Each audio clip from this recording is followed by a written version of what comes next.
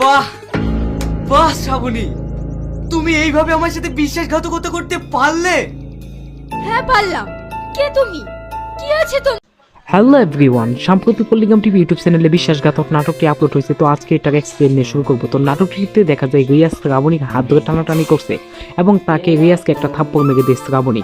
একদিন রাতে শ্রাবণীকে একা পেয়ে রিয়াজ ধরে উত্ত্যক্ত করার চেষ্টা করে। পরক্ষণে সেখান থেকে শাইন যাচ্ছিল এবং শাইনে বাঁশির শব্দ শুনে তারা চলে যায় এবং শাইন শ্রাবণীকে নিয়ে এসে তার সুস্থ এবং চিকিৎসা দিয়ে ওষুধপাতিতে ভালো করে তোলে এবং এক পর্যায়ে দেখা যায় যে তাদের মধ্যে একটা ভ্রাতৃত্ব বন্ধন গড়ে ওঠে।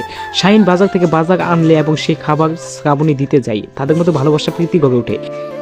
একদিন তাদের গ্রামে একজন টিভি ডিরেক্টর আসে যে এখানে বাঁশি বাজাতে কে পারে ভালো, তাকে আমার অনুষ্ঠানে নিব। কিন্তু শাইন নিজে না গিয়ে সেখানে শ্রাবণীকে পাঠায়, কিন্তু শ্রাবণী সেখানে যায় কিন্তু শাইন খোঁজ নিতে গেলে ডিরেক্টর সাহেব বলে উন্মুখ অনুষ্ঠানে চলে গেছে।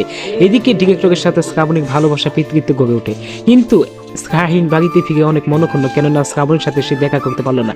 একদিন বিশু এসে বলে যে আজকে একটা রূপক অনুষ্ঠানে যেতে হবে তোকে বাঁশি বাজাতে, কিন্তু অনুষ্ঠানে যখনই শাহিন বাঁশি বাজাচ্ছিল তখনই তার মুখটা একদম মলিন হয়ে যায়, কেননা সে দেখতে পায় সেটা আর কেউ নয়, তারই প্রিয় মানুষ শ্রাবণীর বিয়ের অনুষ্ঠানে সে বাঁশি গায়ক হিসেবে গেছে। কিন্তু সেখানে গিয়ে দেখে যে শ্রাবণীর বিয়ে। তখনই শাহিন গিয়ে বাহ বাহ শ্রাবণী, তুমি এটা করতে পারলে। পরক্ষণে শাহিন সেখান থেকে কেঁদে এসে পড়ে। আসলে মেয়ে মানুষ আসলেই বিমান, টাকা পয়সা পেলে ছেড়ে দিতে কখনোই বাধ্য করে না।